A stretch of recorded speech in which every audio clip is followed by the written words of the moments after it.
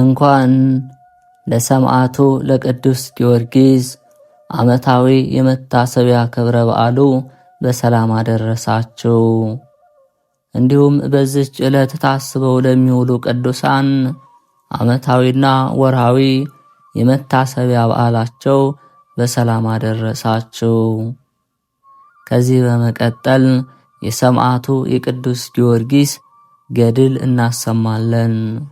አንድ አምላክ በሚሆን በአብና በወልድ በመንፈስ ቅዱስ ስም አምነን ምድረ ልዳን በብርሃነ ትምህርቱ ያበራ ኮከብ ይህ በእግዚአብሔር ዘንድ የከበረና የኃያል መስተጋድል ገባሬ ተአምር ቅዱስ ጊዮርጊስ በወርሃ የካቲት 23 ቀን የሚነበብ ገድል እነሆ እንነግራችኋለን።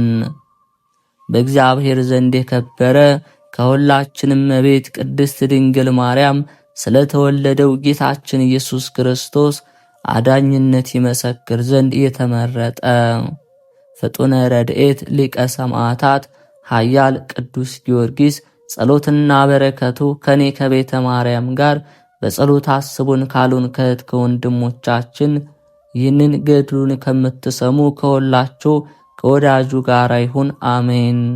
ከዚህ በኋላ 70 ነገሥታቱ ወደ ተወደደ ሊቀ ሰማዕታት ቅዱስ ጊዮርጊስ ዘንድ ተመልሰው ከሞት እንዴት ተነሳ አሉት። ቅዱስ ጊዮርጊስም መልሶ በክርስቶስ ነው፣ አለዚያማ ስለ ፈጣሪ ኢየሱስ ክርስቶስም ይህንን መከራ እንዴት እቀበል ነበር አላቸው። ከእነርሱም ጠራቅሊጥስ የተባለው ንጉሥ መልሶ ጊዮርጊስ ሆይ በክፍል በክፍል ተቆርጠ በእሳት አቃጥለው ከመሬት ውስጥ ከነብረት ምጣዱ ከተቀበርክ በኋላ እንዴት ተነሳ? ሳስብም እኔ ያደንቃለሁ። አሁንም በአምላክ ላምን ወዳለሁ። ግን ደርቀው የነበሩት ወንበሮች ስለመለምለማቸው በእውኑ ይህንን ሥራ የአንተ አማልክት ወይም የእኛ አማልክት ሰርተውት እንደሆነ አላወቅንም። ነገር ግን በዚች ቦታ አሉ። ከደንጊያ በተወቀሩ ሳጥኖች ውስጥ ከተቀበሩ ብዙ ዘመን የሆናቸው ሙታን አሉ። እንግዲህ ወደ ፈጣሪ ማልደ እሊህን ሙታን ብታስነሳቸው እኔ በአንተ አምላክ አምናለሁ አለ። ሊቀ ሰማዕታት ቅዱስ ጊዮርጊስም መልሶ ንጉሡን ለእኔስ የሰናፍንጭ ቅንጣት ያህል ሃይማኖት ካላችሁ ይህንን ተራራ ከዚህ ፈልሰህ ወደ ሌላ ሂድ ብትሉት እንዳላችሁት ይሆናል፣ የሚሳናችሁም የለም ብሎ የሚያበስር የወንጌል ቃል አለኝ። ሁላችሁንም እሳት ይበላችኋል እንጂ አንተ እንዳታምን አውቃለሁ። ነገር ግን እዚህ ስለ ቆሙት ሕዝብ እኔ ይህንን አደርጋለሁ። የጌታዬ የኢየሱስ ክርስቶስ ክብር ይገለጣል። አሁንም አንተ ከምትወደው ጋራ ተነስተ ሳጥኑንም ክፈቱ።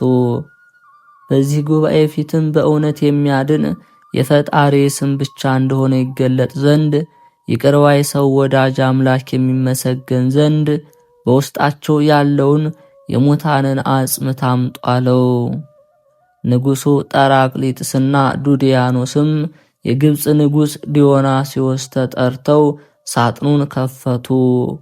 የሙታኑንም አጽም ባመጡ ጊዜ አፈር ትቢያ ሆነው አገኛቸው። ቅዱስ ጊዮርጊስም እነሆ የሙታን አጽም እንዳልነበሩ ሆነዋል፣ ከዘመን ብዛት የተነሳ ትቢያ ሆነዋል አሉት። ቅዱስ ጊዮርጊስንም እነሆ የሙታን አጽምት እንዳልነበሩ ሆነዋል፣ ከዘመን ብዛት የተነሳ ትቢያ ሆነዋል አሉት። ቅዱስ ጊዮርጊስም ትቢያውን አምጡ አላቸው። ያን ጊዜ 3ቱ ነገሥታት አሽከሮቻቸው ያገኙትን የሙታንን አጽምት ትቢያ እንዲሸከሙ አዘዟቸው። አምጥተውም በሊቀ ሰማዕታት በቅዱስ ጊዮርጊስ ፊት አስቀመጡት። ንዑድ ክቡር የተወደደ ኃያሉ ሊቀ ሰማዕት ቅዱስ ጊዮርጊስ ግን ፊቱን ወደ ምስራቅ መልሶ በጉልበቱ ተንበርክኮ ሰገደ። ከዚህ በኋላ አንገቱን ወደ ሰማይ አቅንቶ አቤቱ ወደ አንተ የጮኸውን የባሪያን ልመና ስማ።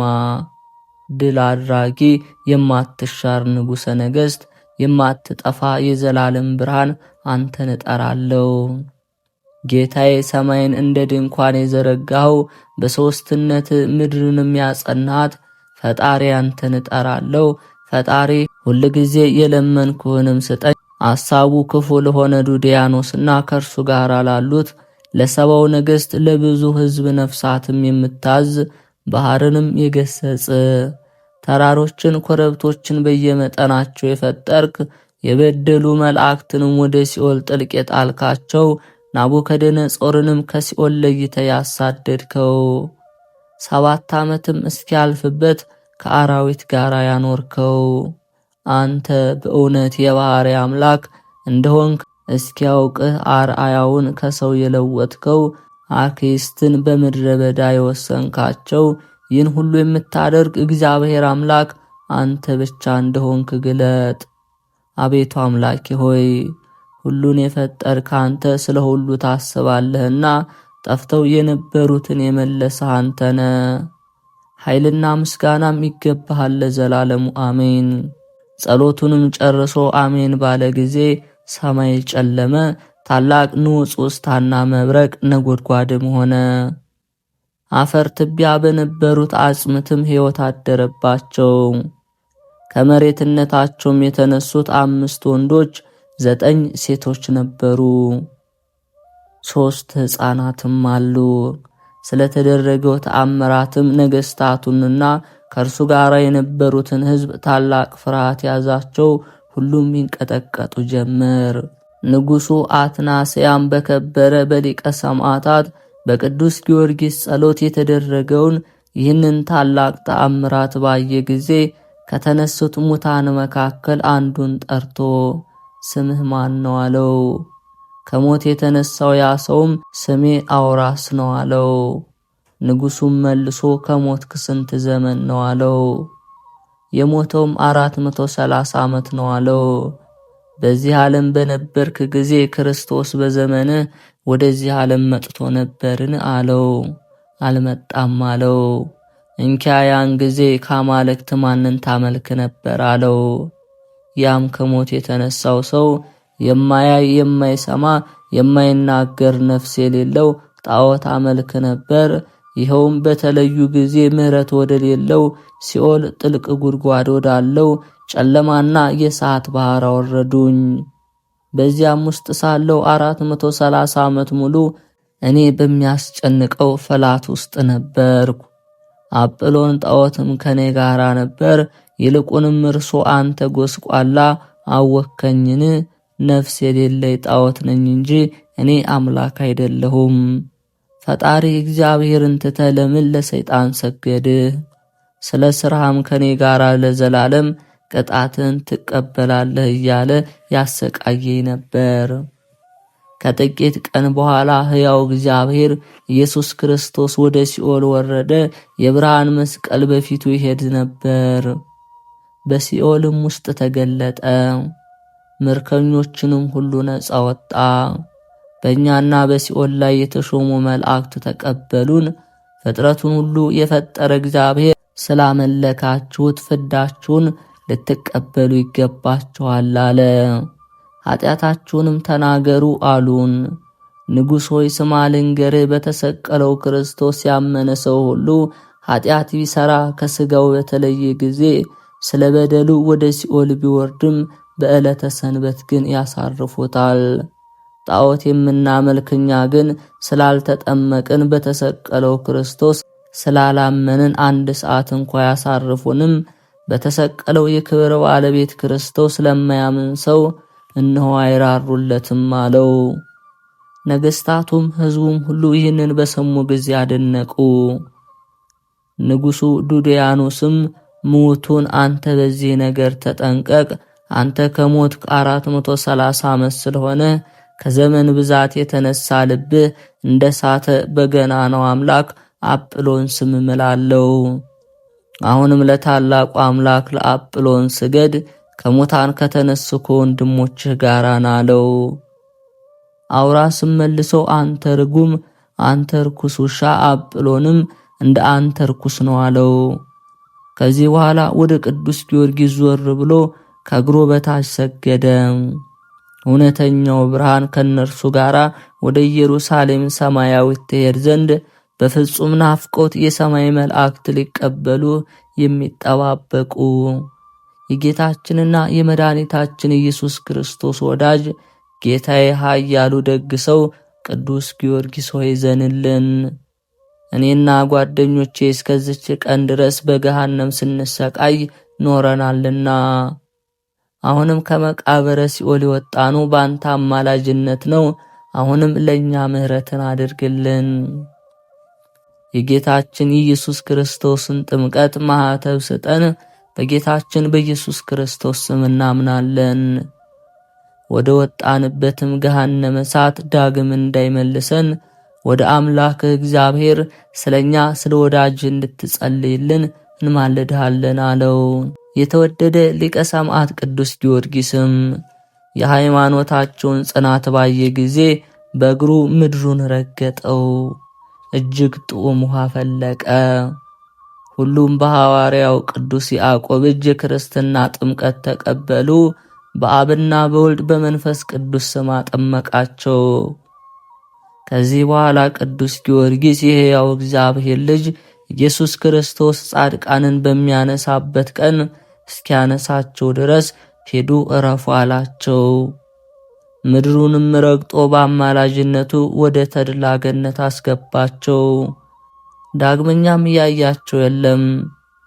ንጉሡ ዱድያኖስም አንጋጦ 1 ሰዓት ከቆየ በኋላ ከእርሱ ጋር ወደ ነበሩት 70 ነገሥታት ተመልሶ ጊዮርጊስ ሥራዩን አልተወም አላልኳችሁምን? አጋንንት ሰው መስለው በፊታችን እንዲታዩ አድርጎ ሙት አስነሳው ይለናል አለ። ከዚህ በኋላ 70 ነገሥት እርስ በርሳቸው በዚህ አስማተኛ ላይ ምን እናድርግ አሉ። በዚህ በገሊላዊ ምን እንደምናደርግ እኛ አናውቅም ተባባሉ። እንደዚሁም ከምድር ላይ ጥለው በእሾህ በትሮች እንዲገርፉ ታዘዙ። ደሙም በምድር ላይ እንደ ውሃ ፈሰሰ።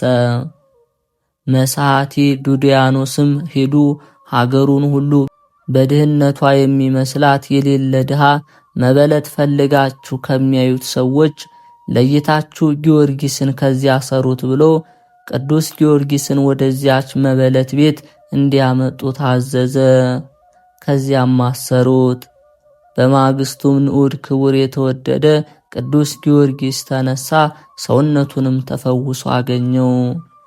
ቤቱም ሁለንተናው የሚበራ ነበር። በቤት ከእርሱ ጋር የነበሩ ጭፍሮች ግን ብርሃኑን ባዩ ጊዜ በግንባራቸው ወደቁ።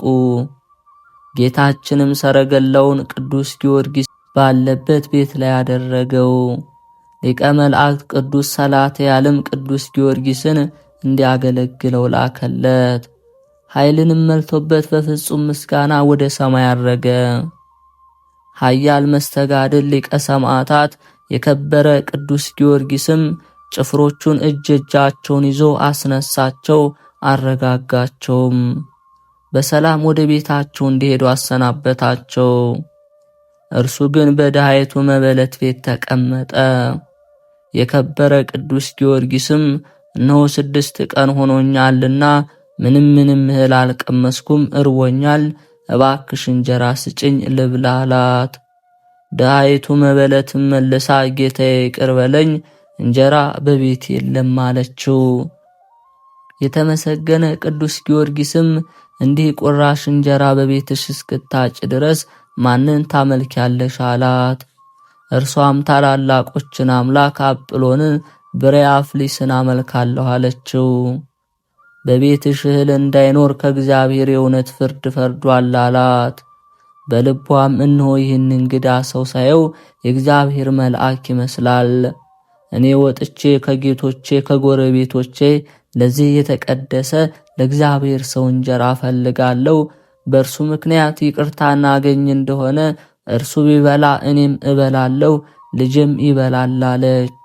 ይህቺ ድሃ መበለትም ከቤቷ በወጣች ጊዜ አንገቷን ወደ ሰማይ አቅንታ አቤቱ ሰማይን የዘረጋኸው ያጸናኸው፣ በከዋክብትም ያስጌጥከው፣ ተራሮችን መጥነ የፈጠር፣ በሰው ባህሪ በካህሊነትን የገለጥ፣ ፍጥረቱን ለማዳን በመስቀል የዋል፣ በነቢያት የተገለጥ፣ እንዲያመሰግኑትም መንፈሰ ረድኤትህንም ያሳደርክባቸው፣ ቸርነትህ የማይነገር ብርሃንህ በዓለም ሁሉ እንዲገለጥ ያደረግህ፣ ምድርን በውኃ ላይ ያጸናሃት። አቤቱ እነሆ የዚህ ሰው ፈጣሪ እግዚአብሔር ሆይ እያለች እየጮኸች አለቀሰች። ይህች ድሃይቱ መበለትም እንዲህ እያለች በማሰብ ወደ ቤቷ ተመለሰች። የጌታችንና መድኃኒታችን ኢየሱስ ክርስቶስ አገልጋይ የከበረ ቅዱስ ጊዮርጊስ ግን ታስሮና ጀርባውን ከአምዱ ጋር አስጠግቶት ነበር። ተቀምጦም ሳለ ፊቱም እጅግ ያበራ ነበር። የተወደደ ቅዱስ ጊዮርጊስም ጀርባው ከቆመው ምሰሶ ጋር በተጠጋ ጊዜ ምሰሶውን በቀለ፣ ስር ሰደደ። ለምልሙም ታላቅ ዛፍ ሆነ። ቅርንጫፉም ከድሃይቱ መበለት ቤት ላይ ወጣ። በሀገሪቱ ቅጽር በላይም 15 ክንድ ከፍ አለ። እነሆ ሊቀ መላእክት ቅዱስ ሚካኤል ከሰማይ ወርዶ ምግቡን አመጣለት። ንዑድ ክቡር ቅዱስ ጊዮርጊስ ከመጣለት ምግብ ከበላ በኋላ ሰማያዊውን ምግብ ከሴቲቱ መሶብ ላይ አደረገ። መሶቡም ነጭ እንጀራ መላበት። ቤቷም ተባረከ። መልካሙን ሁሉ ነገር እንደ ነገሥታት ቤት ሞላ። ይህች ድሃይቱ መበለትም ወደ ቤቷ ገብታ የተወደደ ሊቀ ሰማዕታት ቅዱስ ጊዮርጊስ ፊቱ እንደ ፀሐይ ሲያበራ ባየሽ ጊዜ ዳግመኛ እንጀራውንም በቤቷ የመላውን መልካሙን ነገር ሁሉ ያደረገውን ምሰሶ ባየሽ ጊዜ ፈራች፣ ደነገጠች።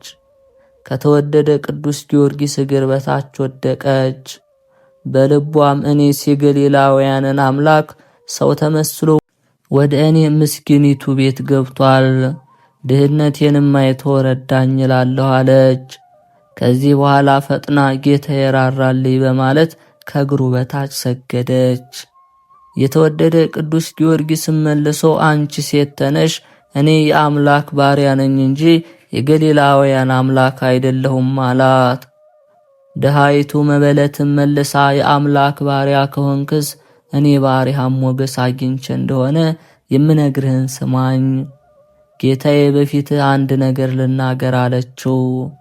ኃያሉ ቅዱስ ጊዮርጊስ ተናገሪ አላት። ጌታዬ 4 ዓመት የሆነው ልጄ ዲዳ፣ ደንቆሮ፣ እውር፣ አንካሳ ነው። ለጎረቤቶቼ እንኳ ላሳየው አፍራለሁ። እኔ እርሱን ጸንሼ 4 ወር ሆኖኝ አባቱ ሞተ። ከወለድኩት ጀምሮ ማንም እንዲያየው አላደረኩም። አቤቱ ይቅርታ ታደርግልኝ እንደሆነስ እባክህ ልጄን ፈውስልኝ፣ እኔም በአምላክህ እግዚአብሔር አምናለሁ አለችው። የተወደደ ቅዱስ ጊዮርጊስም የእግዚአብሔር ቸርነት ዛሬ ይደረግልሽ፣ ሕፃኑንም ወደዚህ አምጪው አላት። ከዚህ በኋላ ሕፃኑን አምጥታ በተወደደ ቅዱስ ጊዮርጊስ አጠገብ አስቀመጠችው። የተወደደ ቅዱስ ጊዮርጊስም ቸል አላለም። ፊቱን ወደ ምስራቅ መልሶ ወደ እግዚአብሔር ጸለየ እንጂ። ሕፃኑም በፊቱ ነበር። ጨርሶ አሜን ባለ ጊዜ በሕፃኑ ዓይኖች ላይ አማተበ። በፊቱ ላይም እፍ አለበትና ፍም መስሎ እንደ ድንጋይ ተፈንቅሎ ከሕፃኑ ዓይኖች ላይ ወደቀ። ያን ጊዜም አየ። ሴቲቱም ደግሞ በጆሮ እንዲሰማ አንደበቱ እንዲናገር በእግሩም እንዲሄድ ቸርነት ፍጹም ትሁንለት አለችው። የተወደደ ቅዱስ ጊዮርጊስም በዚህ ጊዜ ያገኘው ጸጋ ይበቃዋል፣ እኔ ካንቺ እርሱን እስከምሻበት ጊዜ ጠብቂ፣ እኔ በጠራሁት ጊዜ ይሰማል፣ ይሄዳል፣ ይናገራል፣ ቃሌንም ይፈጽማል፣ ያገለግለኛልም አላት። ሴቲቱ ግን ቃል ልትመልስለት አልደፈረችም። የመልአክ እግዚአብሔር ፊት የመሰለ ፊቱን ታይ ነበርና። ያን ጊዜ ከሃዲያኑ 70 ነገሥታት ወጥተው በሀገሪቱ አደባባይ የተዘዋወሩ የአማልክቶቻቸውን ቤት የበረበሩትን በፍርድ እየመረመሩ ሲዘዋወሩ ንጉሥ ዱድያኖስ ከቅዱስ ጊዮርጊስ አማላጅነት የተነሳ በእግዚአብሔር ቸርነት የለመለመችውን ደረቅ እንጨት ከሀገሪቱ ቅጽር በላይ 15 ክንድ ከፍ ብላ አይቶ አደነቀ። ንጉሡ ዱድያኖስ ከእርሱ ጋር ይሄዱ ዘንድ ለነበሩ 70 ነገሥት በዚች ቦታ ስለለመለመችውና ከፍ ከፍ ስላለችው ታላቅ ዛፍ ዛሬ በዚች ሀገር የምናየው ይህ ድንቅ ነገር ምንድነው? አለ። ይህች ተአምራትማ እኮ ከገሊላው ጊዮርጊስ የተደረገች ናት አሉት። ከዚህ በኋላ ሰፈሩት 15 ክንድ ሆነ።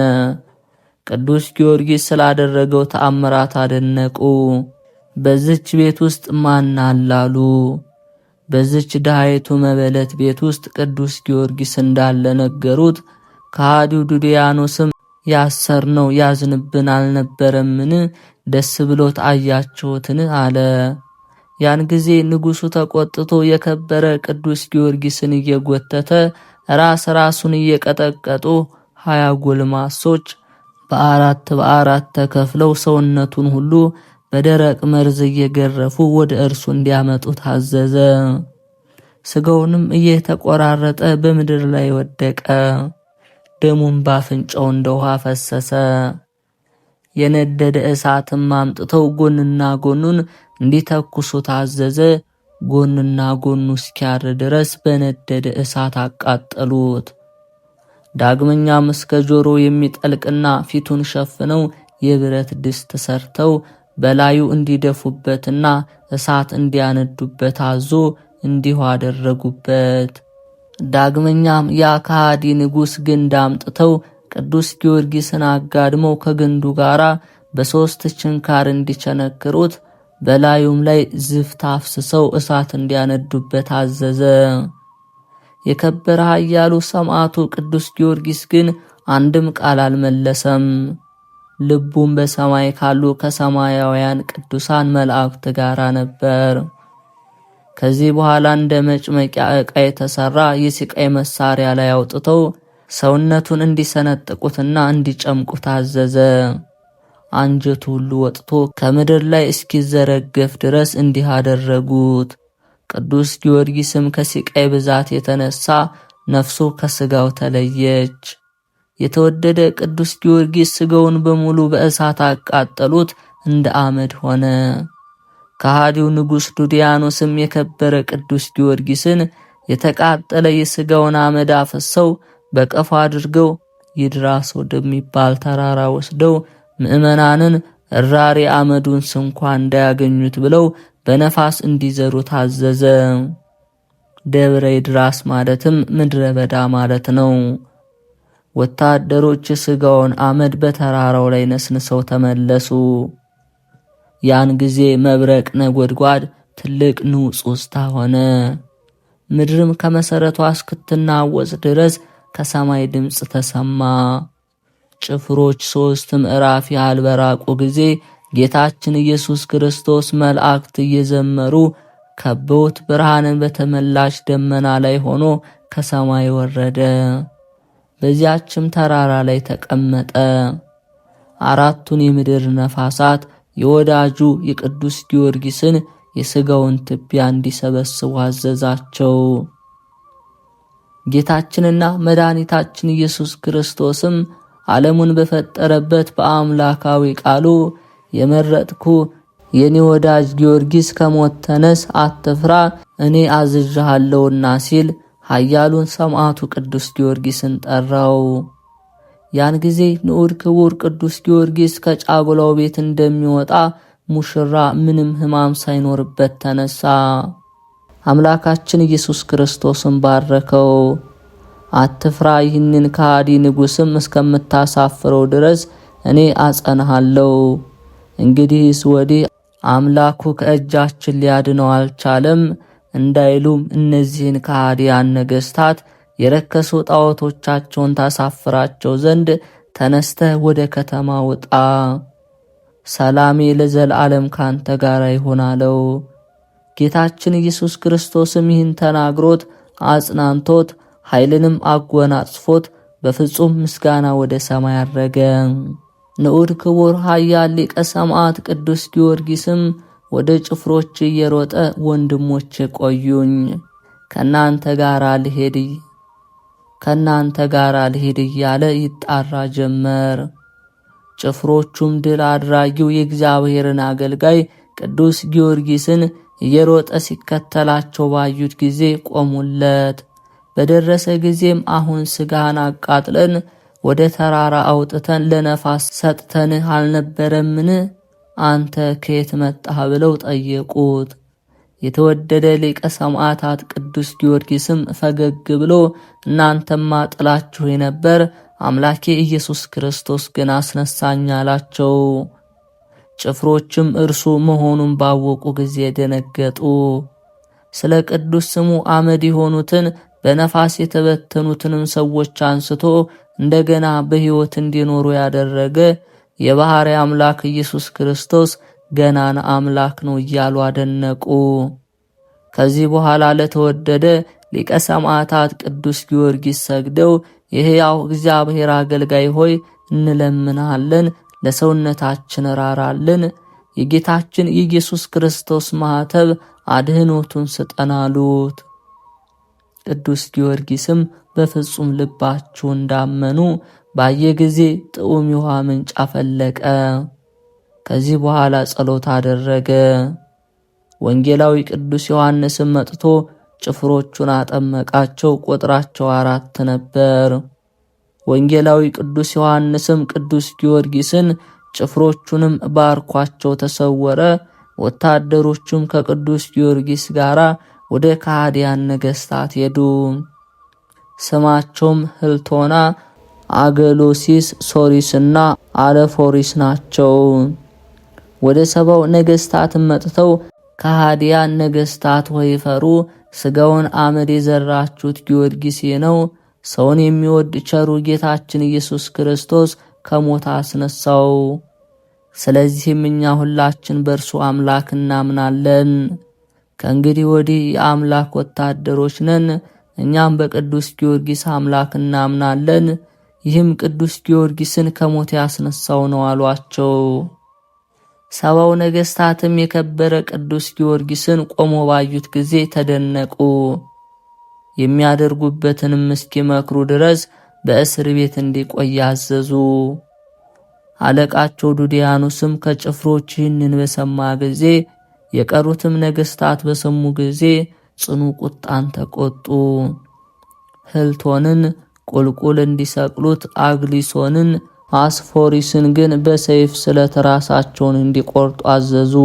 በእግዚአብሔር የታመኑ ሰማዕታተ ክርስቶስ ህልቶንና አገሎሲስ፣ ሶሪስና አለፎሪስ በኃያል መስተጋድል በቅዱስ ጊዮርጊስ አማላጅነት እንዲህ ገድላቸውን ፈጽመው በወርሃ ግንቦት 1 ቀን በ9 ሰዓት የድል አክሊልን ከአምላካቸው ከእግዚአብሔር ዘንድ ተቀበሉ።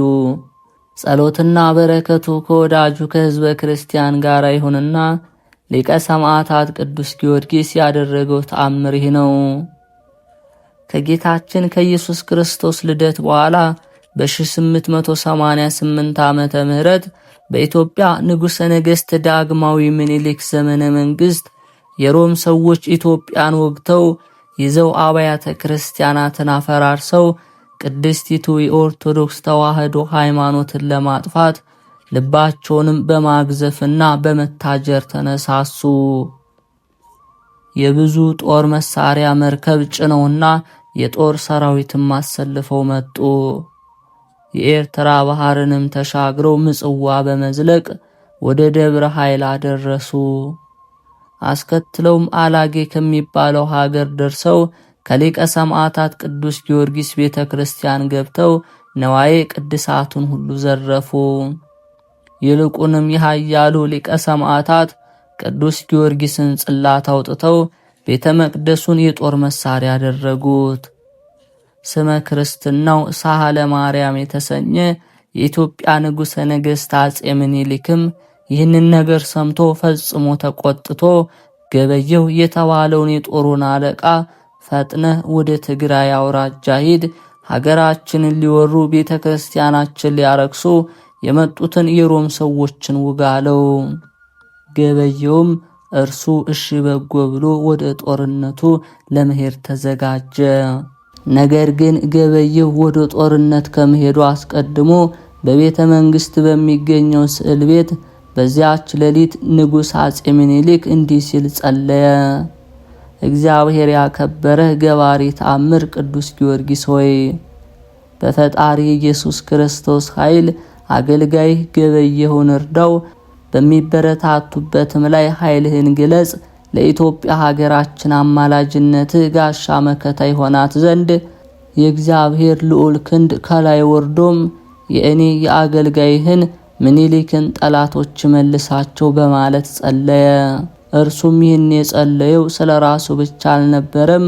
የገነነች ሀገሩ ቅድስት ኢትዮጵያን መልካምነት ተመኝተው ሮማውያን ስለወረሯትና ስለ ታላቂቱ ሀገር ኢትዮጵያ ሕዝብን መደፈር ጭምር ነው እንጂ።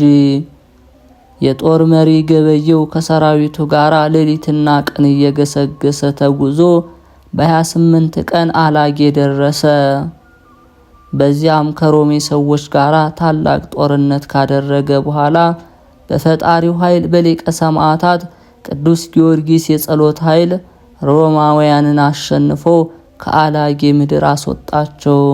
የጦር መሳሪያቸውንም ከሊቀ ሰማዕታት ቅዱስ ጊዮርጊስ ቤተክርስቲያን አውጥቶ ለጦር ሰራዊቱ አደለው። ቤተክርስቲያኑንም በካህናት እጅ አስባርኮ የኃያሉ ሰማዕታት ፍጡነ ረድኤት ቅዱስ ጊዮርጊስን ታቦት እንደገና ወደ ቀደመ ቦታው አስገብቶ አኖረው። ከዚያን ጊዜ ጀምሮ ሊቀ ሰማዕታት ቅዱስ ጊዮርጊስ በየጦር ሜዳው ሁሉ ይረዳው ጀመር። ለእኛም እግዚአብሔር አምላካችን በሊቀ ሰማዕታት ቅዱስ ጊዮርጊስ አማላጅነት በየጊዜው ረዳት ይዘዝልን። ለሀገራችን ኢትዮጵያ ሰላሙን ያድላት። የኃያሉ ሊቀ ሰማዕታት ቅዱስ ጊዮርጊስ ጸሎትና በረከቱ ለዘላለሙ ይሁን አሜን። በዚያን ወራት በጌታችን ኢየሱስ ክርስቶስ ልደት 1854 በኋላ ንጉሠ ነገሥት ዳግማዊ ምኒልክ በነገሰ በ26 ዓመት የንጉሥ ምኒልክ የጦር አለቃ ገበየው ድል ካደረጋቸው በኋላ እንደገና ንጉሥ ምኒልክን ወግተው ኢትዮጵያን ሊገዙ የሮም ሰዎች መጡ። የኢትዮጵያ ንጉሠ ነገሥት ዳግማዊ አጼ ምኒልክም ሀገር ኢትዮጵያን ወዳለው የሚል ኢትዮጵያዊ ሁሉ ፈጥኖ ይነሳ፣ የጦር መሳሪያውንም ተሸክሞ ይከተለኝ ዘንድ በስመ ማርያም አደራ ላለው እግዚአብሔር አምላካችን የወሰነልንን የባህር ወሰን አልፎ ሀገር የሚያጠፋ ሃይማኖት የሚያስለውጥ ጠላት መጥቷልና ሲል አዋጅ አስነገረ። በፈረሶቻቸው መጣብር ላይ በጦራቸው አንደበት ላይ በጋሻቸው ብርት ላይ የመስቀል ምልክት እንዲያደርጉ ጭፍሮቹን አዘዘ። መስቀል ጠላትን ድል አድራጊ እንደሆነ አስቀድሞ ያውቅ ነበርና ተነስቶም ዘምቶ ወደ አንዲቷ የትግራይ አውራጃዎች አድዋ ደረሰ። የዚህ ሳህለ ማርያም ዳግማዊ ምኒልክ ሚስት ወለተ ሚካኤል እቴጌ ጣይቱም በንጉሱ ትእዛዝ ታቦተ ጊዮርጊስን አስይዛ ከሊቀ ጳጳሳት አባ ማቴዎስና ከቀሳውስቱ መነኮሳት ከንጉሱ ሳህለ ማርያም ዳግማዊ ምኒልክም ጋራ ወደ ጦርነት ተጓዘች። በዚያም ጊዜ ሁላቸው ካህናት የእመቤታችንን ስዕል ይዘው ወደ ንጉስ ምኒልክ መጥተው ከሊቀ ጳጳሱ አቡነ ማቴዎስ ጋራ ተቀላቀሉ። ሌሊቱንም ሙሉ ጸሎተ ምህላ ሲያደርጉ አደሩ። ቅዳሜ ማታ ለሆዳ አጥቢያ ይኸውም ወርሃ የካቲት 22 ቀን ነው። ንጉሱ ሳህለ ማርያም አጼ ምኒልክ የጦር ልብሱን ለብሶ ከነሰራዊቱ ጋራ ጦር ግንባር ገባ። ከዚያም ከሮማውያን የጠላት ጦር ጋራ ተገናኝቶ ከሌሊቱ 11 ሰዓት ጦርነቱን ጀመረ። የንጉሱ የሳህለ ማርያም ዳግማዊ አጼ ምኒልክ ሚስት ወለተ ሚካኤል እቴጌ ጣይቱም ሌሊት በታቦተ ቅዱስ ጊዮርጊስና በእመቤታችን ቅድስት ድንግል ማርያም ስዕል ፊት በጸሎትና በስግደት እያደረች ሲነጋ ወደ ጦርነቱ ቦታ በመሄድ እጅግ በሚያስደንቅ ያነጋገሯ ኃይለ ቃል በጦርነቱ መሃል እየተገኘች ለንጉሱ ወታደሮች የሞራልና የብርታት ድጋፍ ተሰጣቸው ነበር። ለተመለከታት ሁሉ እንደ ብርቱ ተጋዳሊ አርበኛ መመኪያ ነበረች። የንጉሱም ወታደሮች የንግስቲቱ የጀግንነት አነጋገር በሰሙ ጊዜ በእሳት ላይ እንደተጣደ የብረት ምጣድ ልባቸው ጋለ። ይልቁንም ላም እንዳየ አንበሳና የፍየል መንጋ እንዳየ ነብር እየተወረወሩ በጦርነቱ መሃል በመግባት የጠላትን ጦር በሰይፍ ይጨፈጭፉት ነበር። መጽሐፍ ሹመቱንና ሽልማቱን ያየ አርበኛ ከጦርነት ከሰልፍ ወደ ኋላ ያፈገፍግም ተብሎ ተነግሯልና። በዚያን ጊዜ ንጉሡ ሳህለ ማርያም አጼ ምኒልክ በጦርነቱ መሃል ሳለ ሊቀ ጳጳሳቱ አባ ማቴዎስና ሁላቸው ካህናትም ታቦተ ጊዮርጊስን ስዕለ ማርያምን ይዘው ከንጉሡ በስተኋላ ቆመው ጸሎተ ምህላ ያደርሱ ነበር። ንግሥቲቱ እቴጌ ጣይቱም በጸሎት ጊዜ በመዓልትም በሌሊትም ከነርሱ አትለይም ነበር። ሁላቸው ካህናትም በአምላካቸው እግዚአብሔር የሕጉ ታቦት ፊት መለከት ይነፉ ነበር። በዚህም ዕለት ይኸውም በወርሃ የካቲት 23 ቀን በሮማውያንና በኢትዮጵያውያን መካከል ከፍተኛ ጦርነት ሆነ። በሰማይም ታላቅ ተአምር ተደረገ። የቀስተ ደመና ምልክት ታየ። ከቀስተ ደመና ውስጥ መልኩ አረንጓዴ የሚመስል ጢስ ይወጣ ነበር። እንደ ክረምት ነጎድጓድ ያለ ድምጽም ተሰማ። ከዚህ የነጎድጓድ ድምጽ የተነሳ በሮማውያን ወታደሮች ዘንድ ከፍተኛ ድንጋጤና ሽብር ሆነ። ለመዋጋትም አልቻሉም። ይልቁንም ኃያሉ ገባሬ ተአምር ሊቀ ሰማዕታት ቅዱስ ጊዮርጊስ በአምባ ፈረሱ ላይ ተቀምጦ ከነፋስ ይልቅ እየተፋጠነ በአየር ላይ በተገለጸ ጊዜ ሮማውያን በግንባራቸው ፍግም እያሉ ወደቁ። የኢትዮጵያ ሕዝብ አምላካቸው ሊረዳቸው መጣ። እንግዲህ ማን ያድነናል አሉ። ምድር ጠበበቻቸው። በዚህ ጊዜ የኢትዮጵያ ሰራዊት የሮምን ሰራዊት ፈጇቸው፣ የተረፉትንም ማረኳቸው። ፈጽመው እስኪያጠፏቸውም በሮማውያን ላይ የእግዚአብሔር ስልጣን የኢትዮጵያን እጅ እያበረታች ሄደች። የኢትዮጵያው ንጉሠ ነገሥት ሳህለ ማርያም ዳግማዊ አጼ ምኒልክ በእግዚአብሔር ኃይል በገባሬ ተአምራት ቅዱስ ጊዮርጊስ ተራዳኢነት የሮማውያንን የጦር ሰራዊት በጦርነት ድል አድርጎ የድል አክሊል ተቀዳጀ። በነቢዩ ዳዊት የምስጋና ቃል የድል ዘውድ ያቀዳጀን እግዚአብሔር ባለ ዘመኔ ሁሉ አመሰግነዋለሁ፣ ለፈጣሪም እዘምራለሁ አለ። ሕዝቡም ሁሉ በክብር ከፍ ያለ እግዚአብሔርን በፍጹም ምስጋና እናመሰግነዋለን፣ የሮማውያንን ኃይል ቀጥቅጠው አጥፍቷልና ሰረገሎቻቸውንም ሰባብሯልና ሰራዊቱንም ሁሉ በምድር ላይ በትኗልና እያሉ አመሰገኑ። በፈጣሪው ኢየሱስ ክርስቶስ ኃይል በጦርነቱ መሃል የረዳቸው ቅዱስ ጊዮርጊስንም በፍጹም አደነቁት። የሮማ የጦር ሰራዊትም በኢትዮጵያውያን ፊት ተዋረዱ። ዳግመኛ በኢትዮጵያ ላይ ራሳቸውን ከፍ ከፍ አላደረጉም። በአጼ ምኒልክ ዘመነ መንግስት ኢትዮጵያ ከባርነት ለ40 ዓመታት አረፈች። ይህ የኢትዮጵያ ንጉሠ ነገሥት ዳግማዊ አጼ ምኒልክም ከአድዋ ጦርነት ከተመለሰ በኋላ የሁላቸው ኢትዮጵያውያን ከተማ በሆነችው ዋና ከተማ አዲስ አበባ መሃል በሊቀ ሰማዕታት ቅዱስ ጊዮርጊስ ስም ሕንጻ ቤተ ክርስቲያንን ተከለ። ስሟንም ገነተ ጽጌ ብሎ ሰየማት። ሊቀ ሰማዕታት ቅዱስ ጊዮርጊስ በጦርነት ቦታና ሀገሩ ችግር በገጠማት ጊዜ ሁሉ ይረዳው ነበርና የኃያሉ ሊቀ ሰማዕታት ቅዱስ ጊዮርጊስ ጸሎትና በረከቱ ከሁላችን ኢትዮጵያውያን ጋር ይሁን። ቅድስት ሀገራችን ኢትዮጵያን በነጻነት ይጠብቅልን ለዘላለሙ አሜን። የካቲት 23 ቀን የዕለቱ ስንክሳር። አንድ አምላክ በሆነ በአብ በወልድ በመንፈስ ቅዱስም የካቲት 23 በዚች ቀን የክቡር ፋሲለደስ ልጅ የከበረ አውሳብዮስ በሰማዕትነት ሞተ። ይህም የከበረ ፋሲለደስ ለአንጾኪያ መንግስት የሰራዊት አለቃ ነው። ለመንግስት ልጆችም አባታቸው ነው። እርሱም ከፋርስ ሰዎች ጋር በጦርነት ውስጥ እያለ ዲዮቅልጥያኖስ የክብር ባለቤት ጌታችንን ክርስቶስን ክዶ ጣዖትን እንዳመለከ ሰማ። እጅግ አዝኖ ወደ ልጁ ወደ አውሳብዮስ ልኮ ይህንን ነገረው። የከበሩ የቤተ መንግስት ሰዎች ዘመዶቹን ዳግመኛ ጠራቸው። እነርሱም የንጉሥ ልጅ ዮስጦስ፣ አባዲር፣ ገላውዲዮስና ቴዎድሮስ ከእርሳቸውም ጋር ያሉትን ጠርቶ ስለ ከሃዲው ንጉሥ ነገራቸው። ሁሉም እጅግ አዘኑ።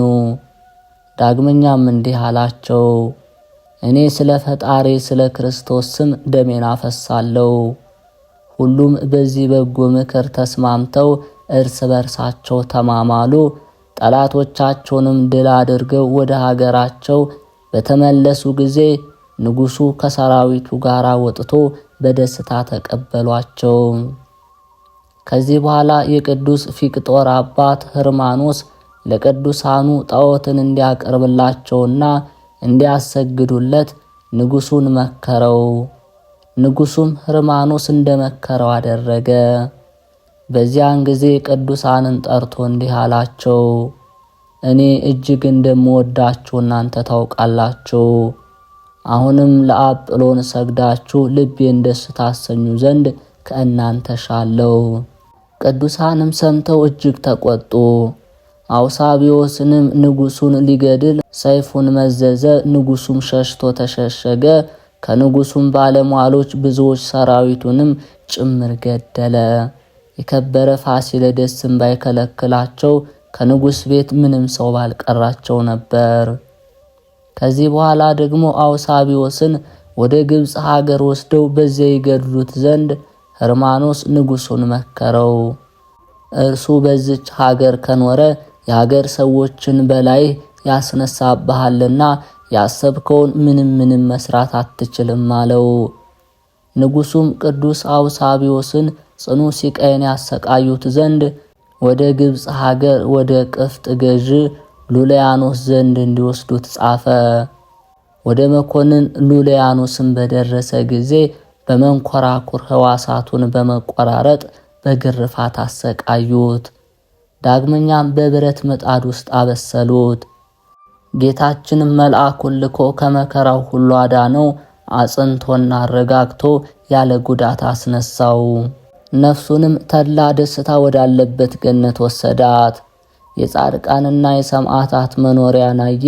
ለእርሱና ለአባቱ ለዘመዶቹም ያዘጋጀላቸውን ቦታዎች አይቶ ነፍሱ እጅግ ደስ አላት። ከዚህ በኋላ ወደ እሳት ማንደጃ ውስጥ ይጨምሩት ዘንድ መኮንን አዘዘ። ያን ጊዜ ከእግዚአብሔር የታዘዘ መልአክ ወርዶ እሳቱን እንደ ጠላ ቀዝቅዞ ያለ ጥፋት የከበረ አውሳቢዎስን አወጣው። መኳንንቱም እንዲህ ብለው መከሩት፣ መኮንን ሆይ ራሱን በሰይፍ እንዲቆርጡ እዘዝ፣ ከእርሱም ትግል ታርፋለህ። እርሱም የአውሳቢዎስን የከበረች ራሱን በሰይፍ ይቆርጡ ዘንድ አዘዘና ቆረጡት። የሰማዕትነት አክሊልንም በመንግሥተ ሰማያት ተቀበለ።